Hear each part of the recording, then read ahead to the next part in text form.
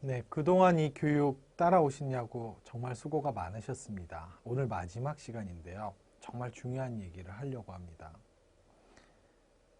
오늘 하고자 하는 얘기는 삶에 대한 희망입니다. 무슨 얘기일까요? 꼭 살자는 거죠. 자, 우리가 이 프로그램을 기획한 의도도, 그리고 여러분들이 아마도 이 프로그램을 이렇게 열심히 시간을 내서 공부하고 적고 따라오시는 가장 큰 이유도 결국은 살아보자라는 의지 때문일 겁니다.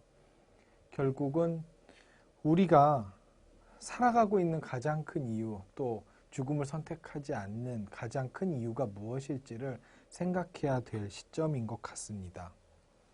분명히 어떤 병에 대한 진단을 받는 건 참 끔찍하고 좋지 않은 경험입니다. 그래서 어떤 사람들은 이런 장애가 쉽게 치료되지 않기 때문에 처음에 병을 겪으셨을 때는 그냥 한 번 입원하고 나가면 이제는 괜찮아지겠지 하다가도 잦은 재발이나 생각보다 치료가 그렇게 빨리 되지 않는 모습들을 보면서 그런 것 때문에 가족들과 다툼이 생기고 또 친구들과 거리가 멀어지고 원하던 직업을 갖지 못하게 되고 이런 경험들을 하시면서부터 조금씩 극단적인 선택을 하시는 경우들도 생깁니다. 특히 우울사파가 시작되면서는 생각들이 더 극단적으로 될 수 있겠죠.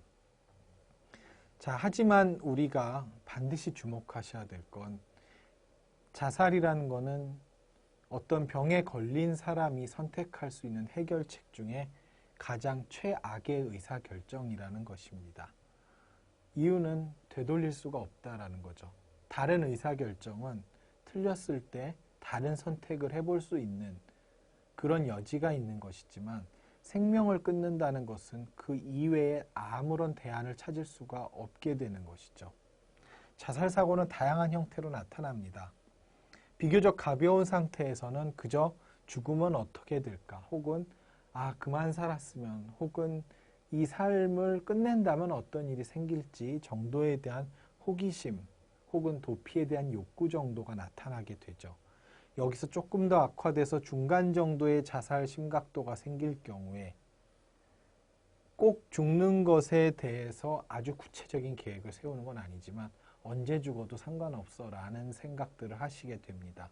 실제로 찾아오시는 많은 환자분들이 이 정도의 사고를 보고하시는 것 같습니다. 가장 심한 경우는 마치 내 의지가 아닌 것처럼 어딘가 나 아는 밖에서 나를 죽으라고 얘기하는 환청이 들리는 경우들도 보고됩니다. 이건 이제 매우 심각한 상태인데요. 자, 죽음이나 자살에 대한 사고는 보통 이제는 아무것도 더 나아질 게 없다. 더 좋아질 게 없고 더 나빠질 것만 있다라고 생각하는 시점에 선택을 하게 됩니다. 그런 어떤 무력감의 결과로 발생이 되게 됩니다. 자, 그러면 어떻게 해야 할까요? 자, 그렇다면은 나의 삶에 있어서는 지금보다 나은 순간은 절대 오지 않는 걸까요? 당신의 삶을 보다 나아지도록 바꿀 기회가 어쩌면 많이 남아있을 수도 있습니다. 때로는 새로운 거를 배우고 새로운 걸 체험하고 지금까지 느껴보지 못했던 아주 보람있고 즐거운 일들을 경험하게 될지도 모르는 일입니다. 문제는 그런 기회를 얻기 위해서는 지금 드는 자살에 대한 생각을 중지시키고 참을 수 있는 능력이 필요하다는 거죠. 자, 결국은 활동지를 통해서 여러분들은 몇 가지를 적어보셔야 될 겁니다. 자, 아직까지 해보지 못한 경험들 많이 있으실 거예요. 그리고 내가 이 세상을 뜨게 되면 내가 너무나 그리워할 것들, 즉 해봤는데 정말 더 해보고 싶을 것들이 있겠죠. 그리고 나에게 너무 중요한 것들, 그리고 내가 희망을 가져야 되는 이유들에 대해서 물론 이런 것들이 그냥 생각했을 때 하나도 떠오르지 않으실 거예요. 자살 사고가 심해지면 이 모든 것들이 다 의미가 없게 느껴질 수 있는데요. 활동지라는 것은 내가 실제로 무엇이 중요해서가 아니라 정말 그냥 적어보는데 큰 의미가 있습니다. 자, 여기 나오듯이 자, 내가 죽어서는 이 세상을 떠서는 안 되는 이유들을 한번 적어보는 거죠. 나는 아직 학교도 마쳐보지 못했고 돈도 제대로 벌어보지 못한 거죠. 돈 벌어보아서 직장 생활도 해보고 직장인으로서의 동료들도 가져보고 싶고 돈을 벌어서 돈도 써보고 싶고 독립을 해서 살고 싶은 마음들도 있을 텐데 아직 해보지 못한 거죠. 근데 문제는 이건 내가 떠나면 못할 일들이죠. 지금 당장은 큰 가치가 없어 보일 수 있을 수 있어요. 하지만 한번 적어보시는 겁니다. 아, 내가 아직 못한 것들이 무엇이 있는지. 자, 또 하나 누구를 위해서 살아가야 되는지를 또 한번 생각해 보는 거죠. 내가 꼭 살아야 한다면 그것은 누구 때문인가? 과연 내가 죽었을 때 너무나 힘들어할 사람들은 누구인가? 내가 살아서 누군가를 위해서 뭔가 해주고 싶은 사람은 누구인가를 한번 적어보실 필요가 있겠고요. 그리고 내가 떠날 때, 아, 너무 아쉬울 것 같다. 만약에 이것을 다시는 못한다면 너무나 아쉬울 것 같다라는 것들을 한번 생각해 보시는 거죠. 너무 치킨 혹은 뭐 치맥 되게 좋아하실 수 있을 것 같은데, 아, 이걸 다시는 못 먹을지도 모른다. 삼겹살, 자전거 타기, 뭐 제주도.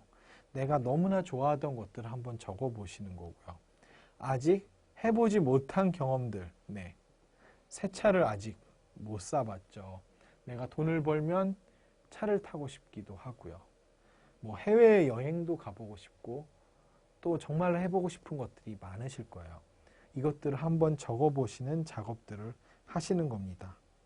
자, 이런 것들을 통해서 내 삶에 조금 더 나은 가치들을 추구할 수 있는 행동들이 여전히 존재하는지를 알아보시는 게 필요하고요. 또한 이 활동지들을 통해서 내가 혹시 더 좋아질 수 있는 여지는 없는지를 꼭 생각해 보셔야 됩니다. 무엇보다 주목하셔야 될 점이 있습니다. 아마 여기 계신 많은 분들이 이전에도 자살 사고들을 겪으셨을 텐데 한번 돌아 생각해 보시기 바랍니다. 과연 내 자살 사고라는 정도가 언제나 같았는지요. 어떤 날은 당장 죽어야 될 것 같고 살아봤자 아무 의미가 없을 것 같은 날도 있습니다. 그러나 지나고 보시면 또 살다 보니 기분이 좀 안정된 날들도 그간의 인생 경험을 쭉 적어보시면 되게 기분이 나빴던 시기도 있었지만 별 증상이 나타나지 않았던 시기도 있었고 의외로 즐거웠던 시기들도 있었던 거죠. 그러니까 너무나 강렬하게 죽음에 대한 생각이 들 때 우리가 해봐야 되는 건 먼저 서약서를 생각해 주시고요. 또한 기록지를 작성하시고 그 무엇보다도 중요한 건 하루만 더 참아보는 겁니다. 지금 이 순간이 아니라 어차피 죽을 거다라면 오늘이 아니라 내일, 내일이 아니라 모레 죽어도 상관없는 거죠. 어차피. 그렇다면 과연 내일도 모레도 같은 기분, 같은 생각일지를 한번 미뤄보는 거죠. 그러면 분명히 어제와 오늘은 상당히 많이 다른 것들을 느끼실 수 있을 겁니다. 그래서 무언가를 바로 실천하기에 앞서서 여러 가지 우리가 배우고 적어야 될 것들을 하시면서 조금씩 시간을 벌어보는 게 아주 중요한 작업이 될 거다라고 생각합니다. 결국은 여러분들이 꾸준하게 이 작업들을 해 주셔야 여러분들의 감정을 조절하고 증상들이 더 악화되는 걸 막고 또한 여러분들이 재발이 반복되는 것들을 최소화시킬 수 있습니다. 그러기 위해서는 사셔야 되고요. 그러기 위해서는 자주 실천하셔야 됩니다. 여러분들의 참여를 기대하면서 지금까지 들어주셔서 정말 감사합니다.